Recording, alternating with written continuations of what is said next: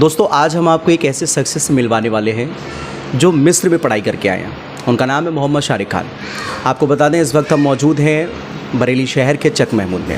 یہاں کے مدرسوں کی تعلیم اور جہاں سے آپ نے تعلیم حاصل کی ہے مطلب ازہر کی، وہاں دونوں میں ڈفرینٹ کیا ہے، کیا الگ ہے؟ جی الحمدللہ رب العالمین والصلاۃ والسلام علی سید المرسلین.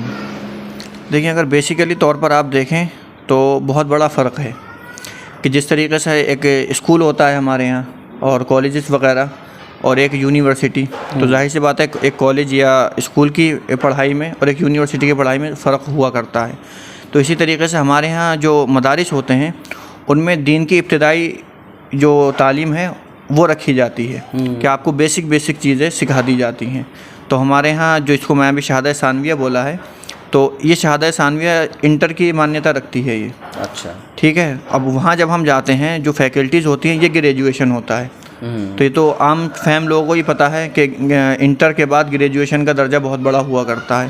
تو سیم وہی ہے کہ ازہر کے پاس جو ہے، جو عموماً ہندوستان دیگر ملکوں سے لڑکے جاتے ہیں تو ان کا یہی طریقہ رہتا ہے کہ وہ اکثر شہادہ ثانویہ یعنی انٹر کی مارک شیٹ لے کر کے جاتے ہیں. اچھا. تو یہاں پر وہ تقریباً جو دین کا بیسک علوم ہوتا ہے وہ سب سیکھ کر کے چلے جاتے ہیں. اب وہاں جا کر اور چیزیں ہمیں سیکھنا رہتی ہیں کہ جیسے بہت سے ایسے سبجیکٹ ہیں جو ہمارے یہاں نہیں پڑھائے جاتے. جیسے میں نے ابھی نظم اسلامیہ کا ذکر کیا.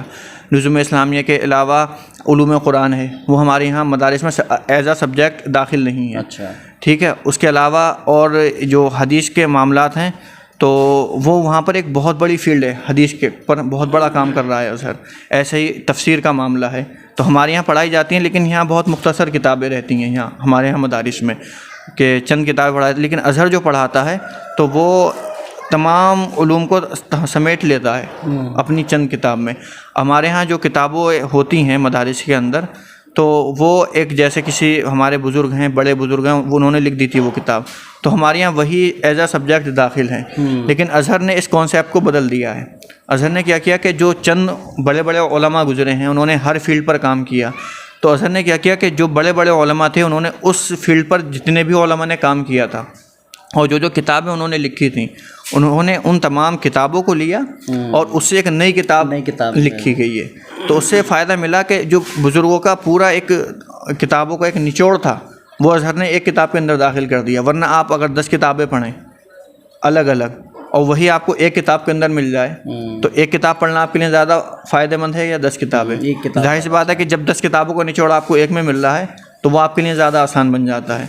تو بس یہی ہے. لیکن ہمارے ہاں جو مدارس وہ بھی غلط نہیں ہے، کیونکہ ہمارے یہاں کے ماحول میں اور مصر کے ماحول میں بہت بڑا فرق ہے. کیوں؟ ہمارے ہاں مسلم بھی ہیں، غیر مسلم بھی ہیں. ٹھیک ہے. اور جو مسلمان ہیں تو ان میں بھی دینی رجحان اب آ کر کے بہت زیادہ کم ہو گیا. اور یہ جو ہمارے ہاں درس نظامی کورس بولتے ہیں اس کو، تو اس وقت جو علماء نے اس کو رکھا تھا وہ اس لحاظ سے بہت ہی بہتر تھا. لیکن اب جو میری سمجھ میں آیا ہے کہ ابھی کچھ ہمارے مدارس میں سبجیکٹ ایسے ہیں جن کو اب کوئی دور حاضر میں اس کا کوئی فائدہ نہیں، چینج کرنا چاہیے، تھوڑا بہت چینج کرنا چاہیے تاکہ اس کے جو اب دور حاضر، کیونکہ تقریباً ہر 20 سال کے بعد ایک نیا دور آ جاتا ہے کہ بہت سی چیزیں بدل جاتی ہیں 20 سال کے اندر.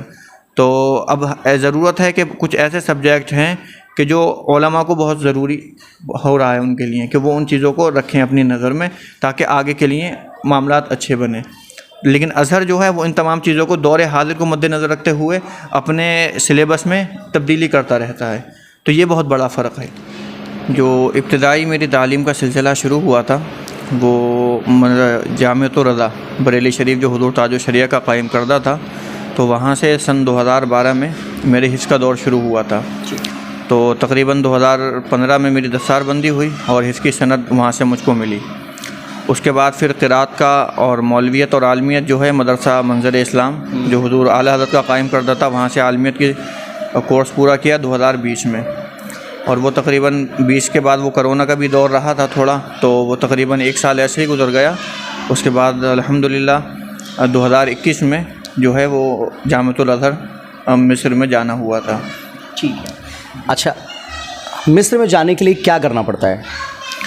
اس کے لیے جانے کے لیے سب سے اہم چیز یہ ہے کہ آپ کو ایک شہادہ ثانویہ بولتے ہیں اس کو، وہ ایک ازہر کے لیے کمپلسری ہوتی ہے وہ شہادہ. شہادہ ثانویہ آپ کو ایسے مدارس جن کا ازہر سے کانٹیکٹ ہوتا ہے اس کو الحاق یا معادلہ بولتے ہیں ازہر کی زبان میں. اچھا. تو وہ جن مدارس کا الحاق یا معادلہ ہوتا ہے تو صرف انہی مدارس کی سرٹیفکیٹ سے آپ جو ہیں ازہر جانے کے لیے اویلیبل اور جو ہیں وہ تیار ہو پاتے ہیں. ٹھیک ہے. تو اس کے لیے کرنا یہ ہوتا ہے کہ آپ کو یا تو انہی مدارس میں رہ کر پڑھائی کرنی رہتی ہے اور ان سے وہ شہادہ لیا جاتا ہے, وہ سرٹیفکیٹ لیا جاتا ہے, اور اس کے علاوہ جو ہے وہ آپ کو ویزا وغیرہ اپلائی کرنا رہتا ہے. تو ازہر جانے کے 2 راستے ہیں اہم جو ہیں. ایک ہے کہ آپ اسکالرشپ پر جا سکتے ہیں اور دوسرا ہے پرائیویٹ. اب اسکالرشپ کا جو معاملہ ہوتا ہے وہ تھوڑا وقت مانگتا ہے. اس میں یہ ہوتا ہے کہ آپ جو سرٹیفکیٹ ہیں, جو بھی ڈاکومنٹس ہیں, وہ آپ پورا فل کرنے کے بعد جب آپ وہاں مصر بھیجتے ہیں تو مصر والے اس کو چیک کرتے ہیں. وہ چیک کرنے کے بعد اگر ان کو لگتا ہے کہ یہ اسٹوڈنٹ جو ہے, یہ طالب علم, یہ ہمارے ہاں پڑھنے کے لائق ہے تو پھر وہ اس کو اپلائی کر دیتے ہیں. اچھا. اس کو کرنے کے بعد پھر وہ آتا ہے, لیکن اس سب پروسیس میں بہت کم سے کم 1 سال لگ جاتا ہے. اور اگر وہ بھی سب سے اگر پہلی دفعہ میں نام آ جائے تو, ورنہ کم سے کم 3 سال 4 سال ایسے بھی لوگوں کا ہوا کہ نہیں آ پایا نام. مطلب نام کیسے آنا چاہیے, کیا ہوتا ہے نام سے؟ اس کے لیے یہ ہوتا ہے ان جن مدارس کا کانٹیکٹ ہوتا ہے ازہر کے ساتھ, ازہر ان کو جو ہے اپنے یہاں کے فارم بھیجتا ہے. ٹھیک ہے. ٹھیک ہے. تو اس میں آپ کو اپنے فارم جو بھی لڑکے جانے کے لیے ہوتے ہیں, اس قابل ہوتے ہیں وہ ازہر جا سکیں, تو مدارس والے ان کا نام بھر کر کے ان کو بھیج دیتے ہیں ازہر, پورا ایک فائل بنا کر ان کے ڈاکومنٹس کی. تو وہ وہاں جا کر چیک ہوتی ہے ازہر میں.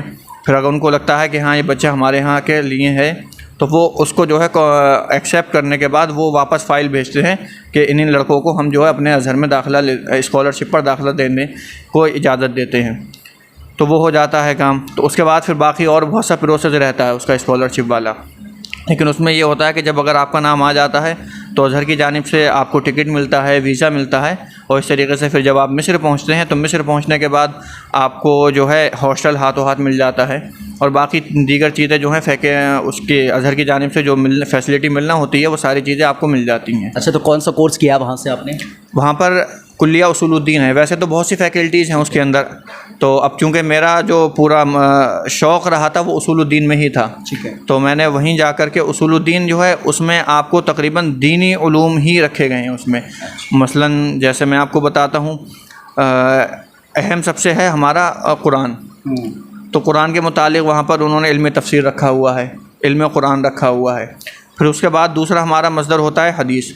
تو حدیث میں انہوں نے علم حدیث روایتاً و درایتاً, یعنی ایک وہ کہ جو حضور سے منقول ہے, تو جو حضور نے بیان فرمایا ہے وہ اس کو درایتاً بولتے ہیں. روایتاً کہ جن جن لوگوں سے روایت ہوتی ہوئی آئی حدیث, تو ان میں وہ لوگ کہ قابل اعتماد تھے یا نہیں تھے, کن کن نے روایت کیا ہے, ان میں کون سا انسان قابل اعتماد ہے کہ جس کی حدیث کو قبول کیا جائے گا, تو اس کو روایتاً بولتے ہیں. تو یہ تمام چیزیں پڑھائی جاتی ہیں. اس کے علاوہ معاشری حالات پر اگر آپ دیکھیں تو وہاں پہ نظوم اسلامیہ ہے.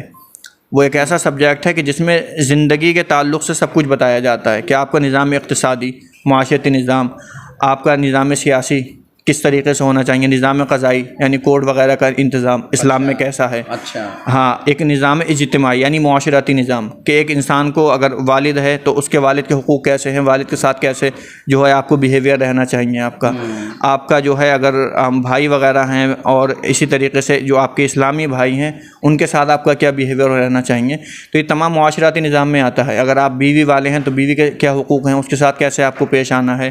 آپ اگر اولاد والے ہیں تو اولاد کے ساتھ, یہ سب معاشرتی نظام ہے. یہ نظام اسلامی میں داخل کیا گیا ہے. تو کورس کمپلیٹ ہو گیا؟ ہاں الحمدللہ 2 سال میرے کمپلیٹ ہو گئے وہاں پر. اب جو ہے میرا تخصص کا دور انشاءاللہ ہے, تو اگر وقت نے اجازت دی تو انشاءاللہ ضرور اس کو بھی پورا کریں گے. ٹھیک ہے. پھر ہندوستان آ جائیں گے, جا کے پھر کیا کریں گے, مطلب کیا سوچا ہے آگے, کیا ہو سکتا ہے؟ دیکھیں, ایک عالم کی ذمہ داری یہ ہے کہ جو علم اس نے حاصل کیا اس کو آگے پہنچائے. حضور اقدس صلی اللہ تعالی وسلم کی حدیث پاک ہے, خیرکم من تعلم القرآن وعلمہ, کہ تم میں بہترین انسان وہ ہے جو قرآن کو سیکھے اور سکھائے. تو اب کیونکہ ایک عالم دین ہے تو ایک عالم دین کی ذمہ داری ہوتی ہے کہ جو علم اس نے خود حاصل کیا ہے اسی کو آگے پہنچائے. تو انشاءاللہ ابھی میرا جو مقصد اور منہج ہے وہ یہی ہے کہ اپنے علم کے مطابق پہلے میں خود عمل کروں, اور اس کے ساتھ وانذر عشیرتک الاقربین کہ پہلے حضور کو حکم دیا رب تعالیٰ نے کہ سب سے پہلے اپنے قریب والوں کو ڈراؤ. یہ حضور کو حکم تھا. تو یعنی ایک تبلیغ کا طریقہ یہی ہے کہ پہلے آپ خود اپنے آپ کو سدھاریں, اپنے آپ سدھرنے کے بعد جو آپ کے قریبی لوگ ہیں، جو دوست احباب ہیں، رشتہ دار ہیں، گھر والے، ان کے لیے کام کریں، اور اس کے بعد جب یہ ہو جائے پھر آپ آگے قدم بڑھائیں۔ جی ابھی تقریباً 1 سال پہلے ایک شادق الازہری نام سے یوٹیوب چینل جو ہے وہ شروع کیا تھا میں نے، اور اس میں ایڈمیشن کے پروسیس سے بھی سب کچھ جو ضروریات تھیں وہ تقریباً اس میں بتائی گئی ہیں، اور اس کے علاوہ بھی جو ہے کچھ دینی ویڈیوز بنائی تھیں، اور کچھ وہاں کے جو تاریخی مقامات ہیں مصر کے، تو اس کی بھی کچھ ویڈیوز وہاں پہ موجود ہیں، تو اگر کسی کو چاہیے ہو تو وہاں پہ جا کر آرام سے دیکھ سکتا ہے۔